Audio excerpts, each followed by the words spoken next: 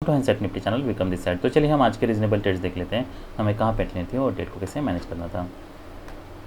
तो ये Nifty bank का चार्ट है। आज मार्केट गैप डाउन ओपन होता है, उसके बाद ये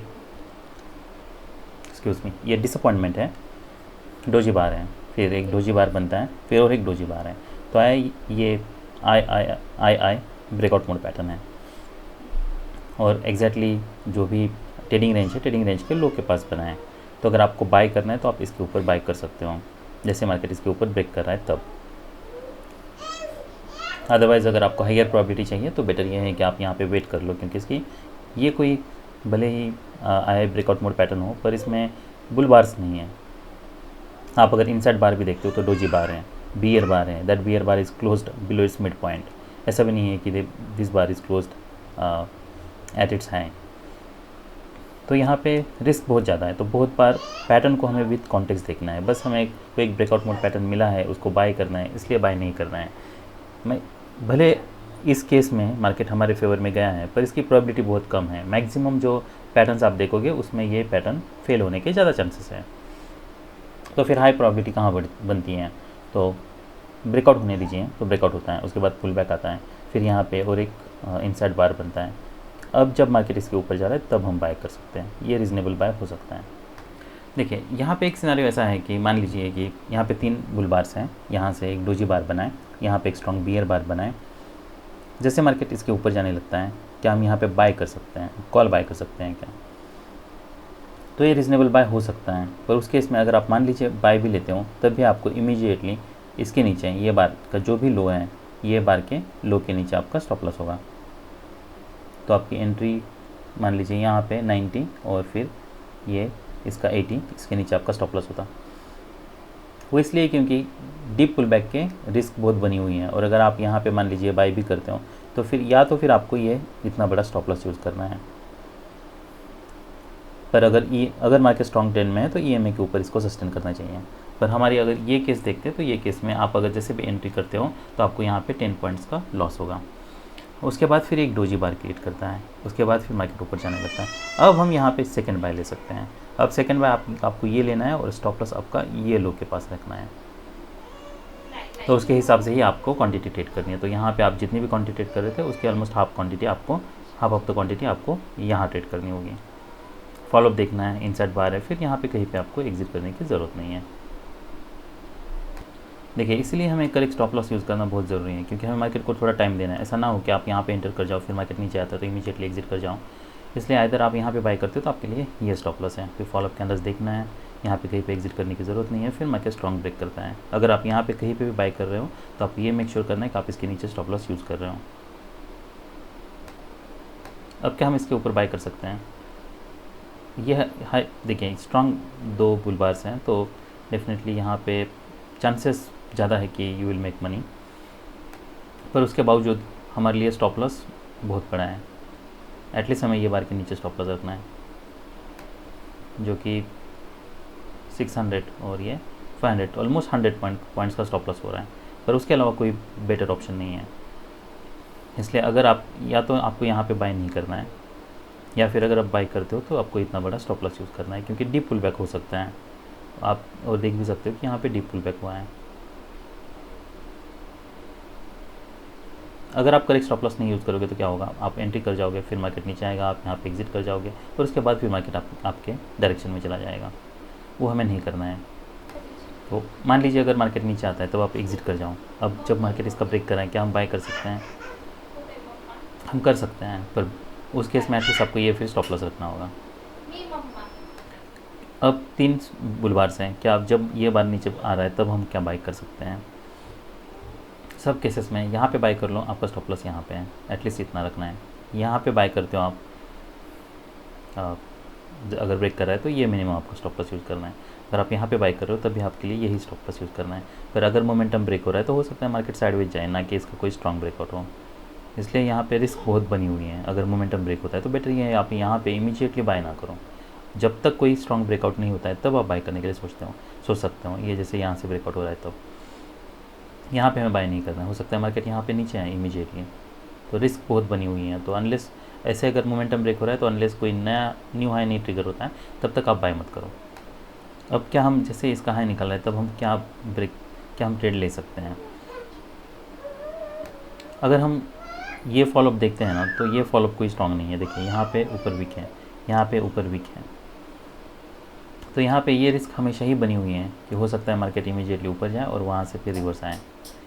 ये पॉसिबिलिटी को हमें हमेशा ही ध्यान रखना है जब ऐसे वीक्स बन रहे तब। तो इसलिए हमें देखिए अगर बाय करना है तो हमें पुल बैक पे बाय करना है, तो हमें यहाँ पे बाय करना था, फिर हमें फॉलोअप कैंडल्स देखना था, जबकि यहाँ पे बाय करना ये बहुत रिस्की है। इसलिए अनलेस कोई प्रॉपर सेल ऑफ आए या फिर पुल बैक आए उसके बाद फिर कोई डिसेंट बाय सिग्नल बार बने। यहाँ पे अगर आप ये ऐसे बार्स बन रहे हैं, देखिए इतना स्ट्रॉन्ग सेल ऑफ के बाद रैली के बाद अगर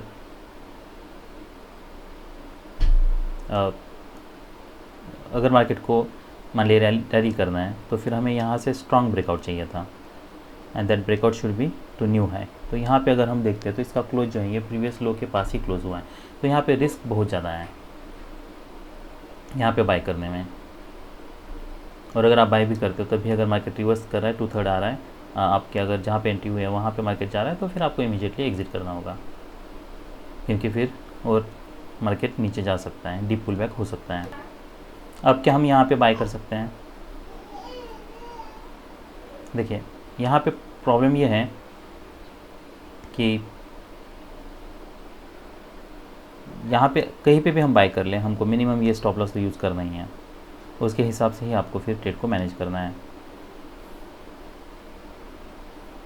इसलिए अगर बाय करते हो फिर मार्केट इमीडिएटली नीचे आने लगता है तो फिर आपको फिर एग्जिट करने के अलावा और कोई ऑप्शन नहीं है।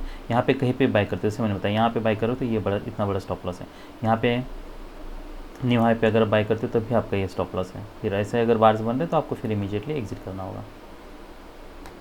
अब जैसे ही ये मार्केट यहाँ से ब्रेक कर रहा है क्या हमें बाय करना चाहिए।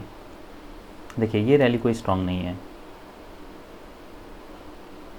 तो यहाँ पे रिस्क बहुत बनी हुई है, हमें ये नहीं पता क्या, और एक चांसेस ये है कि मार्केट यहाँ से इमीडिएटली रिवर्स करें। जब ये ब्रेकआउट हो रहा है क्या हम अब बाय कर सकते हैं। देखिए यहाँ पे ऑलमोस्ट मार्केट कंटिन्यूसली रैली कर रहे हैं और ये हो सकता है कि मार्केट एटलीस्ट ये हाई टेस्ट हो। अगर मार्केट को नीचे आना होता तो यहाँ पे हमें सेलिंग प्रेशर दिखना चाहिए था, जो कि सेलिंग प्रेशर मिसिंग है, और इतना जो रैली है वो इतनी रैली काफ़ी है ये सब सेल ऑफ को रिवर्स करने के लिए।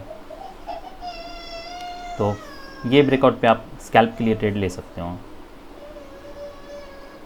अदरवाइज़ अगर आपको हायर प्रोबेबिलिटी चाहिए तो बेटर ये है आप ये ट्रेड को इग्नोर कर लो। फिर ये मैंने स्कैल्प के लिए लिया था, उस यहाँ पे मुझे ऑलमोस्ट 20 पॉइंट्स मिले थे। अब मार्केट न्यू हाई पे ब्रेक कर रहा है तो क्या हम यहाँ पे बाय करना है, तो हमें यहाँ पे नहीं करना है, यहाँ पे रिस्क बहुत ज़्यादा है क्योंकि ऑलरेडी हम हाई के पास हैं। अब क्या हम यहाँ पे एक्सपेक्ट कर सकते हैं मार्केट जैसे ओपन होता है यहाँ से रैली करता है, मार्केट कोई नया हाई बनाएगा, यहाँ पे कोई डिसेंट बाय सिग्नल बार भी है।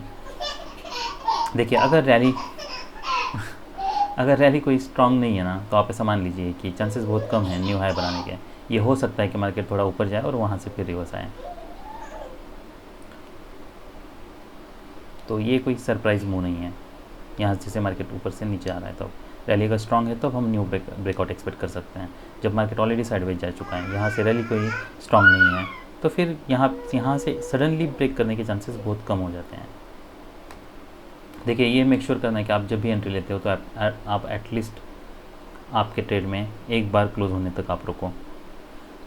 ऐसा ना हो कि आप 1 मिनट में एंट्री ले रहे हो फिर एग्जिट कर रहे हो, फिर दूसरे मिनट में एंट्री ले रहे हो फिर एग्जिट कर रहे हो। वैसे एंट्रीज हमें नहीं लेनी है, उसका मतलब ये है कि आप फिर लोअर टाइम फ्रेम पे ट्रेड कर रहे हो 1 मिनट या 2 मिनट्स, और वहाँ पे कंसिस्टेंटली पैसे बनाना हमारे लिए बहुत मुश्किल है। अब ये जैसे बार क्लोज होता है तो क्या हम यहाँ पे बाय कर सकते हैं। EMA के पास है, क्या एक्सपेक्ट कर सकते हैं हम यहाँ से बाय ऐसा है। देखिए अगर मार्केट स्ट्रॉन्ग ट्रेंड में होता तो अलग बात थी, अब मार्केट थोड़ा साइडवेज है तो हमें हाइयर प्रोबेबिलिटी चाहिए, हमें कोई बेटर बाय सिग्नल बार चाहिए, हमें लगना चाहिए कि यहाँ से मार्केट रुक रहा है। तो यहाँ पे ये बार बियर बार है, उसके बाद फिर नेक्स्ट बार देखिए तो अब हम कह सकते हैं कि मार्केट यहाँ पे EMA से सपोर्ट ले रहा है, अब हम यहाँ पे बाय कर सकते हैं। देखिए ये जब बार फॉर्म हो रहा है तब हमें इमीडिएटली बाय नहीं करना है, वो बहुत रिस्की है क्योंकि मार्केट साइडवेज है, इसलिए हमें यहाँ पे मैंने जैसे बताया मार्केट रुकना चाहिए, सपोर्ट लेना चाहिए। सेकंड बार के बाद हम बाय कर सकते हैं। ये बार फॉर्म हो रहा है तब भी नहीं करना है, यहाँ से इसने अगर सपोर्ट लेता है तब भी हमें इमीडिएटली बाय नहीं करना है।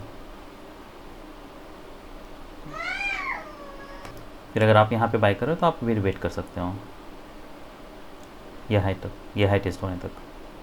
तो मेरी ऑलमोस्ट एंट्री यहाँ पे हुई थी और फिर एग्ज़िट यहाँ पे हुआ। क्या हम यहाँ पे बाय कर सकते हैं? देखिए यहाँ पे भले कितने भी स्ट्रॉन्ग बार्स हो पर यहाँ पे रिस्क बहुत ज़्यादा है, इमीडिएटली रिवर्सल होने के चांसेस हैं। तो अगर बाय करना होता तो हमें यहीं पे बाय करना है। यहाँ पे हमें ये हाई के पास बाय करना बहुत रिस्की है। क्या हम स्कैल्प के लिए बाय ले सकते हैं? तो ये बाय ले सकते हैं हम। मार्केट दो बियर बार्स बना चुका है, पर ये हमारे लिए एक टारगेट है। जैसे मार्केट यहाँ से रिवर्स करता है, ये आप स्कैल्प के लिए ले सकते हो, पर टारगेट यही हाई रखना है हमें। अब जैसे मार्केट इसके ऊपर जा रहा है कि हम यहाँ पे बाय कर सकते हैं।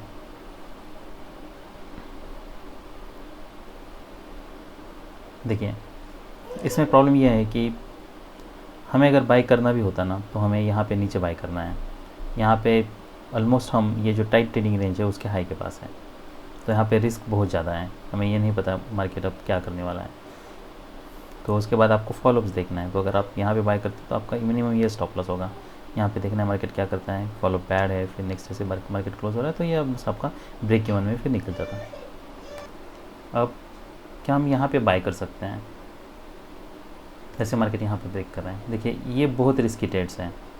ये ट्रेड मैंने लिया था, पर आपको अगर बाय भी करना है तब यहाँ पे बाय करना है।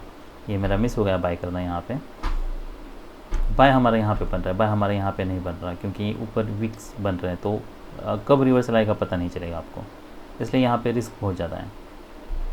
अब पहला EMA का क्लोज है, सेकंड है ओके ऑलराइट। तो देर आर ऑलमोस्ट 3 बार्स जो कि EMA के नीचे क्लोज दे चुके हैं, पर हमें एक प्रॉपर रिवर्सल की ज़रूरत है। मार्केट बुल ट्रेंड में है, तो जो भी फर्स्ट EMA क्लोज होगा वो बाय होने के चांसेस हैं। तो यहाँ पे EMA क्लोज था, बाय होने के लिए ट्राई हुआ, पर यहाँ पे सेल ऑफ आता है। सेकंड, जैसे ही ये डिसेंट बाय सिग्नल बार बनता है तब हम बाय कर सकते हैं। नेक्स्ट बार जैसे इसके ऊपर जाता है तब ये हमारे लिए रीजनेबल बाय हो सकता है। फिर हमें आगे कहीं पे एग्जिट करने की ज़रूरत नहीं है। और अगर मान लीजिए या एंट्री आपका छूट जाता है तो फिर जैसे मार्केट यहाँ पे इसका हाई निकालता है तब भी आप यहाँ पे बाय कर सकते हो। यह हमारे लिए टारगेट है। फॉलोअप देख के फिर आपको आगे का ट्रेड मैनेज करना है। तो निफ्टी में हमारे लिए रीजनेबल ट्रेड्स कौन से थे? तो यहाँ पे लो प्रॉबिलिटी ट्रेड था, तो यहाँ पे एक रीजनेबल ट्रेड था। उसके बाद फिर मार्केट ये देखिए यहाँ पे हमारा कोई भी बाय नहीं बन रहा था, तो हमें एटलीस्ट ये देखना था कि अगर ऐसा रिसेंट बाय सिग्नल बार बन रहा है, आप अगर एंट्री ले रहे हो और अगर 2/3 रिट्रेसमेंट आ रहा है तो आपको इमीडिएटली एग्जिट करना है। तो ये सिनारियो वैसे ही है। ऐसा लग रहा है मार्केट यहाँ से रैली कर सकता है, और अगर रैली भी कर रहा है पर अगर रिट्रेसमेंट है तो आपको एग्जिट करना है। फिर 3 स्ट्रॉन्ग बियर बार्स बनते हैं, पर हमें फॉलोअप कैंडल्स देखने हैं, सेल ऑफ देखना है। तो 3 कैंडल्स के बाद डिसअपॉइंटमेंट ये फॉलोअप बार है, पर नेक्स्ट बार देखिए बुल बार है।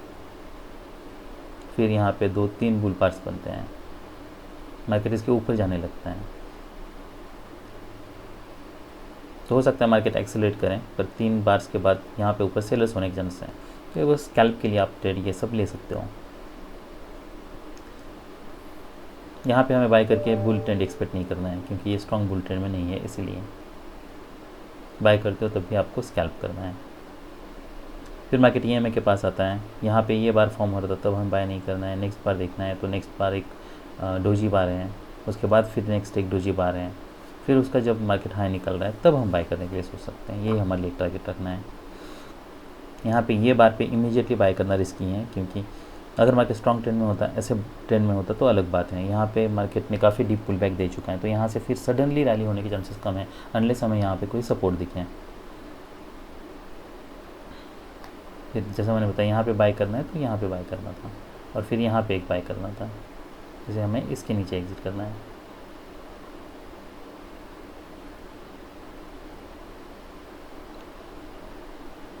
तो जो रीजनेबल ट्रेड्स थे वो हमारे लिए 1, 2, 3 4 5. That's all we have in Bank Nifty. Bye.